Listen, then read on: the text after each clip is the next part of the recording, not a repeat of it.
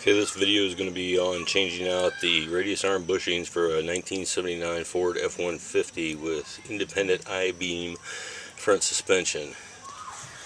Here we've taken off the wheel, and we've taken off the back nut to the radius arm. This is your radius arm in here. That's the radius arm for this vehicle.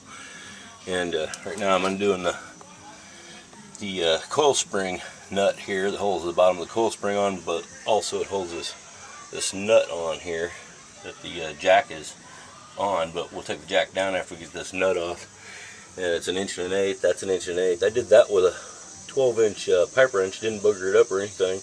Just used some good old elbow grease and got that baby off of there nice. A little liquid wrench, and I think they gave me the wrong bushings, but I'm gonna use them anyways. I think they'll work.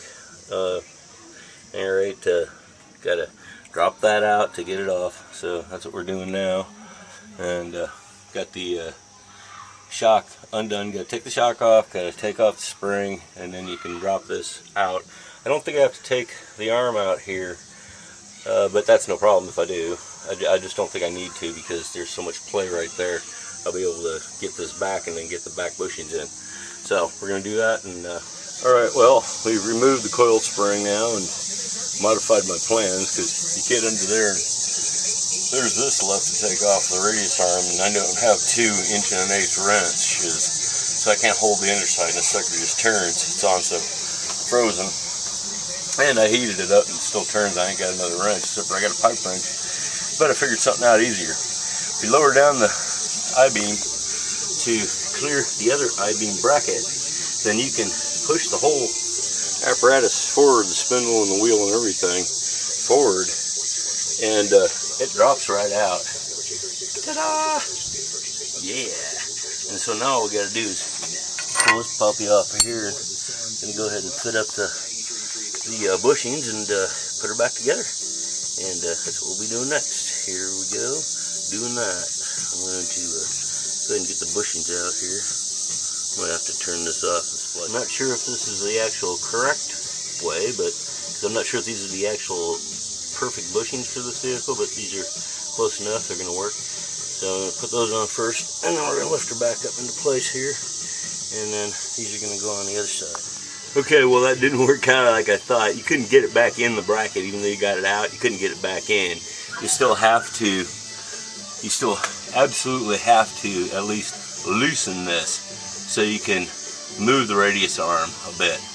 And then I was able to get it lined up and jack it back in, because I broke that sucker loose. I used a pipe wrench on the bottom and to hold it, and then I got this to turn with the 1 1/8 wrench, the big puppy I got there, and that nice little handy dandy pipe wrench, and I put my foot against it as back pressure, and there's the back side fixed up there, and actually it's all put back together now. All I gotta do is tighten it down, and good to go. There's changing the radius arm bushings on a 1979 Ford F-150. Really not that hard. Figure out a few tips. Did take me about 5 hours. Guy that did it on an older model Ford, only took him about 2.5 hours, but he had a little bit more experience at this than me, and now I've got a little more experience. I should be a little quicker on the other side. Ta-da! Okay, here it is, all put back together. Here's your radius arm, bushings put back, radius arm in, coil spring, everything's put back together, new shock, and she's all done.